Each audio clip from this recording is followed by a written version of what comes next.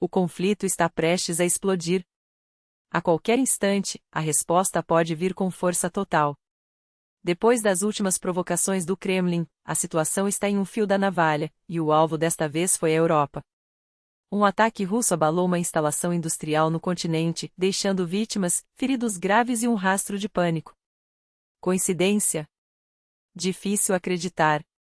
Agora, a pergunta que não quer calar: quem será o próximo na lista do Kremlin? Uma cidade da OTAN sem seu líder?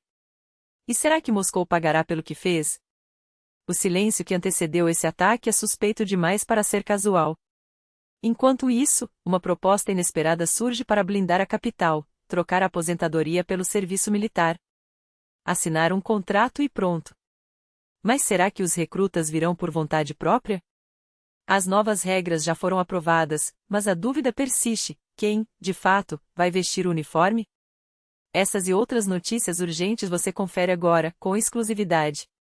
Aqui, você fica por dentro dos bastidores da Rússia, Bielorrússia, Ucrânia e do mundo, com informações que chegam antes e com mais clareza do que em qualquer outro lugar. Tudo o que você precisa saber hoje, em primeira mão. E falando em Ucrânia, uma trégua surpreendente chamou a atenção: 2 dias sem bombardeios massivos. Depois de meses de ataques incessantes, o que mudou?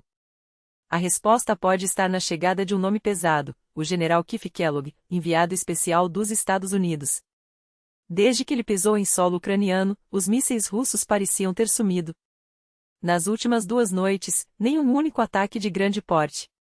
A ironia não demorou: que tal oferecer um passaporte ucraniano ao general e convidar mais americanos? Assim, a Rússia pensa 2 vezes antes de bombardear, brincam os locais. Mas por trás do humor, uma verdade incômoda: Putin não é tão intocável quanto parece. Ele teme Washington, teme o peso do Pentágono e, acima de tudo, teme quem carrega essa autoridade nas costas. Kellogg, após visitar um memorial dedicado às crianças ucranianas mortas por bombardeios russos, foi categórico em suas redes: o assassinato de civis, especialmente de crianças, precisa parar. O presidente dos Estados Unidos foi claro: a matança deve cessar. Enquanto isso, as tensões entre Moscou e Baku esquentam. A detenção do filho de um líder da diáspora azeri em Ekaterimburgo pode ser a faísca que faltava. Mutvala Chiklinski foi preso após um confronto com agentes de segurança, e as acusações ainda não foram formalizadas.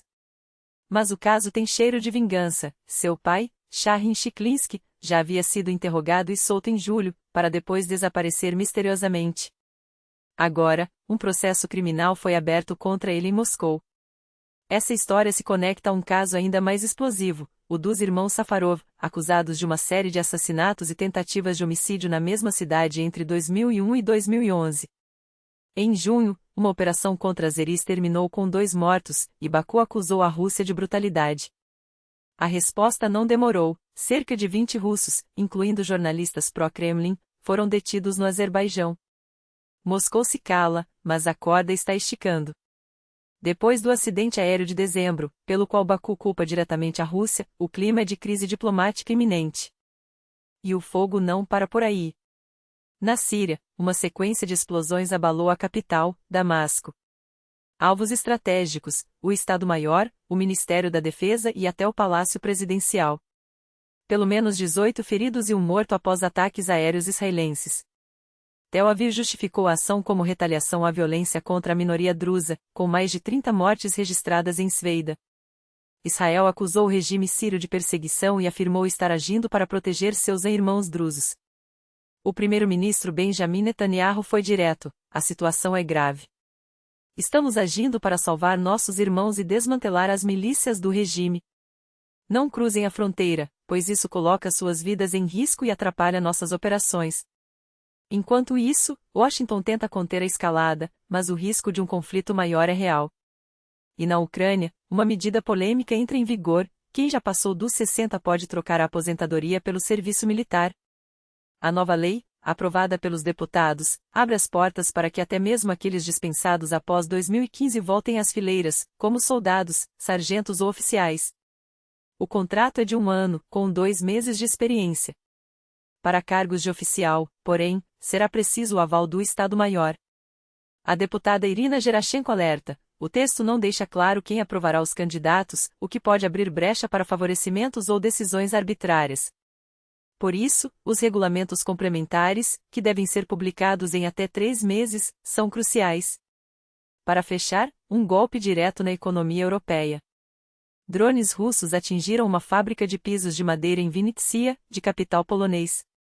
O ministro das Relações Exteriores da Polônia, Radosław Sikorski, não teve dúvidas. O diretor da empresa me informou que foi um ataque deliberado, vindo de 3 direções diferentes.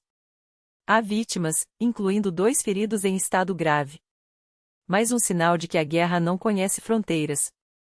As chamas ainda ardiam em Vinnytsia quando Sikorski deixou claro: os serviços ucranianos estão no local, e representantes do nosso consulado também. A guerra criminosa de Putin está se aproximando das nossas fronteiras. A fábrica polonesa não foi um alvo acidental, foi um recado. 5 drones atingiram o mesmo ponto, como confirmou Paweł Wronski, porta-voz do Ministério das Relações Exteriores da Polônia. Sabemos que 28 drones sobrevoaram a região, 18 foram abatidos. Mas 5 acertaram em cheio a fábrica de pisos. Não há dúvidas, foi um ataque planejado, não um erro. Enquanto a Ucrânia contabilizava 8 feridos em Vinnytsia, a noite se transformava em pesadelo em Kramatorsk, Kharkiv e Kryvyi Rih, onde ondas de mísseis reduziram prédios a escombros. E o terror não parou por aí. Moradores de cidades romenas às margens do Danúbio relataram explosões perto de Ismail, na Ucrânia. A mensagem é clara: a guerra não poupa nem civis, nem fronteiras, nem a economia europeia. Mas a agressão russa não se limita a fábricas e cidades. Desta vez, o alvo foi um símbolo de solidariedade. Egil Zelmanis, prefeito de Ogre, na Letônia, foi ferido enquanto entregava ajuda humanitária e uma caravana de 20 veículos para as forças ucranianas. Desde 2022, suas viagens à linha de frente eram rotina até que um ataque russo atingiu. Seu estado é estável, mas o episódio expõe uma verdade cruel: até quem leva a esperança vira alvo. As autoridades letãs omitem detalhes por segurança, mas a pergunta fica no ar: até quando a Europa vai assistir, impassível, enquanto seus cidadãos pagam o preço da covardia de Moscou? Enquanto isso, na Rússia, a farsa continua. Depois de 2 anos de modernização e 31 milhões de rublos do orçamento, o portal de dados abertos do governo reabriu para decepcionar até os mais otimistas. Em vez dos 27 mil conjuntos de dados prometidos, restaram apenas 4.680, muitos deles obsoletos. Dos que sobraram, 667 foram atualizados em 2025, 15 em 2024. O resto? Arquivos mortos, 500 atualizados em 1º de janeiro de 1970, a data padrão do sistema, planilhas vazias como a do estacionamento de táxis de Moscou ou documentos com uma linha só, como os dados da agência veterinária de Ulyanovsk, um endereço e um telefone, nada mais. A visualização inovadora anunciada pelo Ministério do Desenvolvimento Econômico? Tabelas estáticas de cartórios e listas de escolas, sem gráficos, sem análises, sem utilidade. Experts são unânimes, nada mudou. Só o dinheiro sumiu. E como se a hipocrisia não bastasse, o Ministério das Relações Exteriores russo revelou sem ironia o que consideram a segredo da política americana. Maria Zakharova, em um delírio retórico, citou: e o vento levou-a como manual dos Estados Unidos, olhem só o herói, Rhett Butler.